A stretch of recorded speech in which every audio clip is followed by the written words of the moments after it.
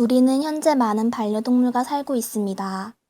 불과 몇십 년 전만 해도 동물은 그저 집 지키는 게 동네의 길고양이 등의 정도로밖에 치부되지 않았습니다. 하지만 2015년 우리 주위에는 동물을 가족처럼 키우는 사람들을 심심찮게 볼 수 있습니다. 하지만 여기 한 가정의 반려동물로 사랑받다가 어느새 길에 버려진 아이들이 있습니다. 도시에 버려진 이 아이들은 잠잘 곳도 없이 사람들이 나눠주는 먹이에 의존한 채 살아갑니다. 동물이라는 이유로 지나가는 사람들의 관심을 받기도 하지만 그뿐입니다. 우리는 살아가면서 많은 유기동물의 모습을 보게 되는데 동물들은 자신이 버려진 줄도 모른 채 남은 인생을 길거리에서 주인을 기다리다가 로드킬을 당하거나 유기동물 보호소로 가서 언제 만날지 모르는 새 주인을 기다리며 작은 케이지 안에 넣어집니다. 유기동물에게 이곳은 차갑고 좁고 불안한 곳일 뿐입니다.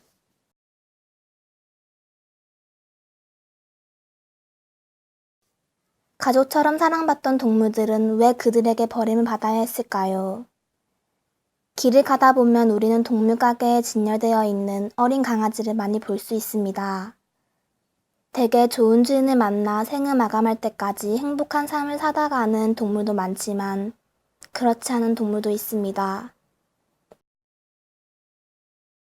진열되어 있는 어린 강아지가 귀여워서 무턱대고 샀다가 그 강아지가 커서 성견이 되자 못생겨졌다고 버리는 사람들의 이야기는 최근 매년 뉴스에 나올 정도로 사회적 이슈입니다. 정부가 제공한 유기동물 자료에 의하면 2008년에서 2009년 사이에 유기동물의 수가 2만 2천 마리 정도 많아진 후 6년 가까이 매년 10만 마리에 선에서 동물들이 버려지고 있음을 알 수 있습니다. 유기동물은 인도, 분양, 기증, 자연사, 안락사, 방사, 기타, 보호 중으로 처리가 됩니다. 정부는 유기동물의 증가를 막기 위해 동물보호관리 시스템이라는 홈페이지를 운영합니다. 이곳에선 동물보호에 대한 정부의 정책 자료를 다운받을 수 있고 전국의 동물보호센터를 검색할 수도 있습니다. 또한 이 사이트는 유기동물을 공고함으로써 유기동물이 빠르게 주인에게 인도가 되거나 새 주인에게 입양이 되도록 도와줍니다. 여기는 부산의 연제구에 위치한 동물보호센터입니다. 여기에는 20마리의 남짓한 유기동물이 살고 있습니다. 사람에 의해 붙잡혀 이곳에 오게 된 유기동물은 거의 건강에 좋지 못하다고 합니다. 동물보호소로 잡혀온 동물들이 안락사를 많이 당하는 이유도 그 때문이라고 합니다. 건강한 동물들은 절대로 잡히지 않습니다. 오로지 길거리에서 살아가는데 힘든 아이들만 이곳으로 오게 된다고 합니다. 보통 유기묘 같은 경우에는 병원에서 잠시 치료를 받고 중성화 수술을 해서 방사를 합니다. 관리 상태가 좋아 반려동물로 키워진 것으로 보이는 고양이들도 일정 기간 동안 주인이 나타나지 않으면 중성화 수술 뒤 방사를 한다고 합니다. 이 보호소를 운영 중인 이장희 원장 선생님께 유기동물과 관련한 몇 가지 질문을 들었습니다.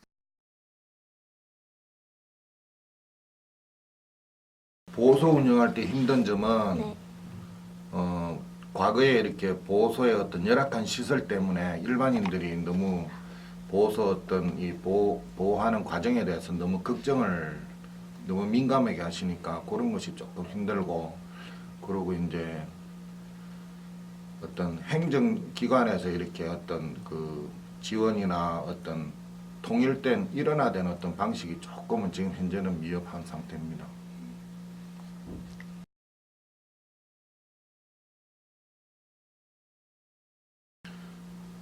뭐 주로 이렇게 어떤 나이가 많거나 이제 몸 건강에 어떤 이상이 있는, 뭐 아프다든지 아니면 사고를 당했다든지 그런 어떤 자연 발생적으로 이렇게 그 우리 주변에서 이렇게 그 건강이 안 좋은 애들이 주로 들어오고 있습니다.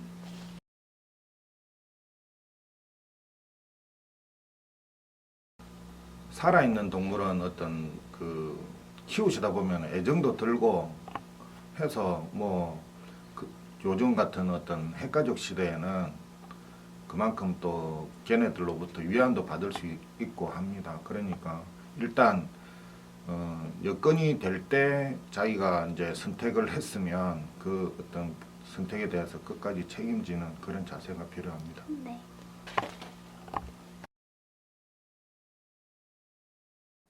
사회가 발달하면서 인간은 개인주의화되고 자기중심적 사람들이 되었습니다. 이런 개인주의와 사회에서 느끼는 외로움과 상처 등을 동물을 통해 치유하려 하고 동물을 정서적으로 많이 의지하려는 사람들이 많아지고 있습니다. 사람과 더불어 사는 동물로 동물이 인간에게 주는 여러 혜택을 존중하여 애완동물을 사람의 장난감이 아니라는 뜻에서 더불어 살아가는 동물, 즉 반려동물이라는 단어가 생겨났다고 합니다.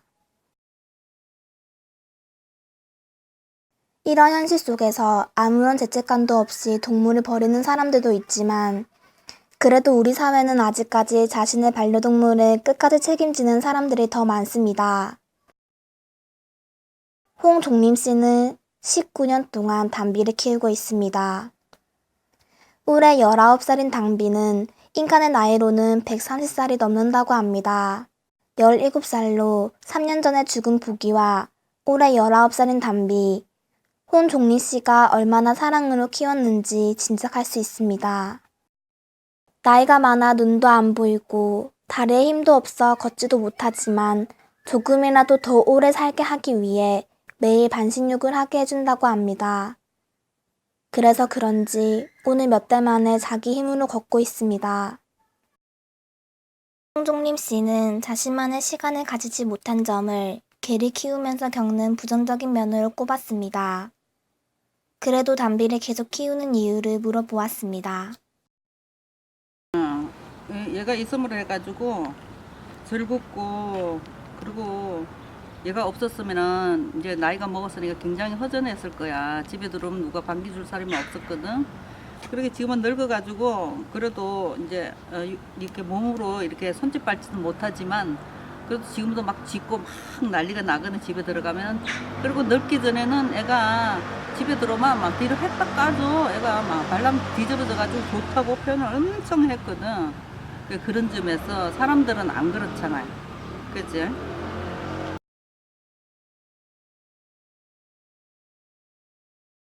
그렇지. 많이 사랑하니까. 응, 많이 사랑하고 이제 내 가족이라고 생각하니까 그래 하는 거지. 단지 이게 이제 동물이다, 강아지다 이래 생각하면 안 되지. 그러니까는 말하자면 내 아들하고 딸하고 동등한 입장에서 내가 얘를 키우고 있거든. 그런데 동물을 안 키워본 사람은 그런 심정을 몰라. 키워본 사람만이 알아. 반려동물을 사랑으로 키우는 또 다른 예가 있습니다. 김성은 씨는 부모님과 2명의 여동생, 그리고 반려동물 순심이와 살고 있습니다. 순심이는 올해 10살, 김성은 씨의 가족과는 6년째 같이 살고 있다고 합니다. 나이가 많으신 할머니께 키워지다 4살이 되던 해 김성은 씨 집으로 오게 된 순심이 처음엔 대소변도 가리지 못하고 앉아 일어나 같은 기본적인 명령어도 알아듣지 못했다고 합니다. 하지만 6년간의 사랑과 관심 덕분일까 이제 순심이는 제법 제 주인의 말을 잘 알아듣습니다. 김성은 씨에게 반려동물에 관한 몇 가지 질문을 드려보았습니다.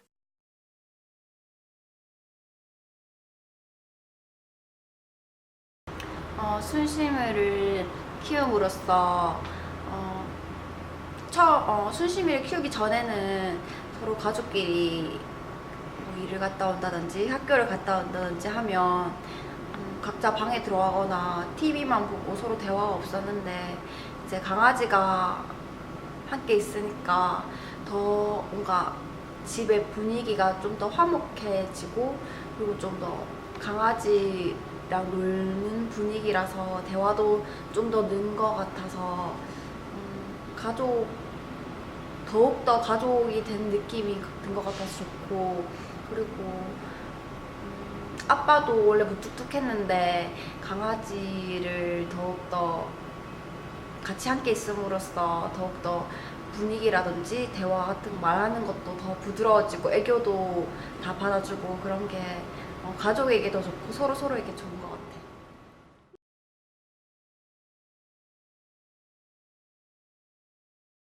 순심이는 우리 집의 막내 동생 같은 존재인 것 같아.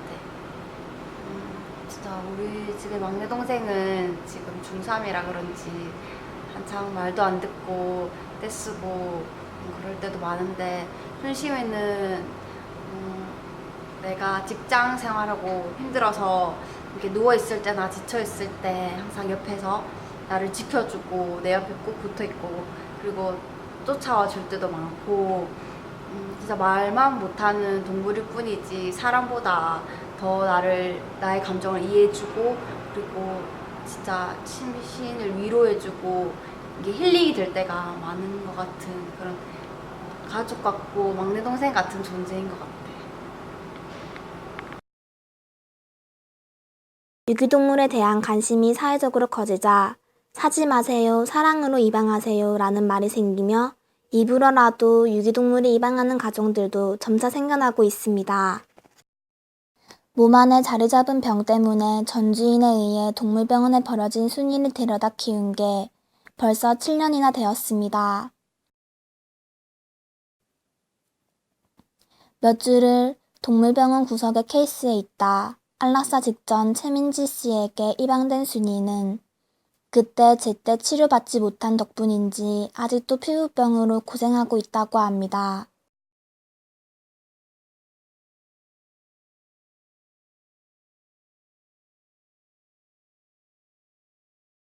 순이 처음 입양했을 때는 이렇게 되게 못 먹어서 말라가지고 흔히 말하는 약간 피골이 상접했다 해야 되나? 갈비뼈가 그대로 만져지고 얼굴도 좀 초췌하다 해야 되나? 초췌하고 영양 부족 상태에, 그러니까 털도 약간 매끄럽지 못했고, 다만 이제 뒷다리가 안 좋다 했는데 보니까 예전 주인한테 맞아서 뒷다리가 약간 골절됐는데 제대로 치료도 못한 상태였고, 요새도 그러니까 그렇게 오래 안 걷고, 지금은 괜찮아졌지만 살도 많이 찌웠지만 그때는 뭐 그냥 아프리카에서 난민 왔듯이 진짜 상태 안 좋았죠.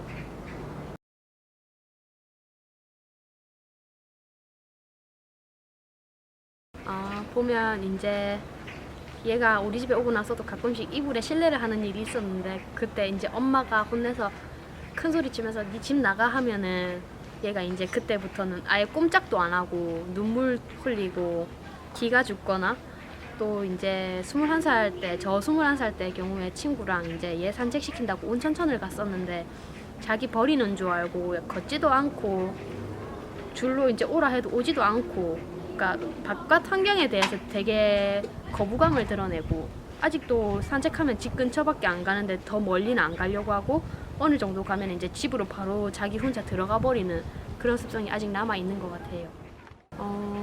동물도 법상으로는 이게 물건으로 치지만 동물도 이제 감정이 있고 생각이 있는 애들인데 쉽게 안 버렸으면 좋겠고, 그러니까 버릴 거면은 차라리 키우지를 말고 그냥 좋아하는 정도에서 끝내고 진짜 책임감이 섰을 때 키우셨으면 좋겠고, 진짜 부득이하게 못 키우게 될 때는 주인도 좀 새로 잘 키워줄 수 있는 주인도 좀 알아봐주고 이렇게 입양 보내고 진짜 강아지 사랑해줬으면 좋겠습니다. 동물은 살아있는 생물이기 때문에 서로 어떤 사람과 교감할 수 있는 그런 대상입니다. 그래서 뭐 일단 좋은 경우든 어떤 기회에서든지 간에 그 애완동물을 이렇게 키우시게 됐다면 그에 대한 어떤 애정을 버리지 마시고 끝까지 이렇게 책임지고 키워주셨으면 좋겠습니다.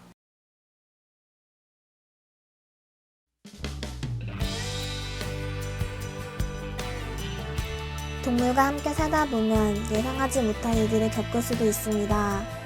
짖고 토도 날리고 또는 늙어서 병이 들어 대소변도 못 가릴 수 있습니다. 그러니 동물을 키우고자 한다면 먼저 어려움이 있다고 해도 나는 끝까지 키울 것이다 라는 책임감을 갖는 것이 자신과 동물을 위해서 더 좋은 선택이라고 생각합니다.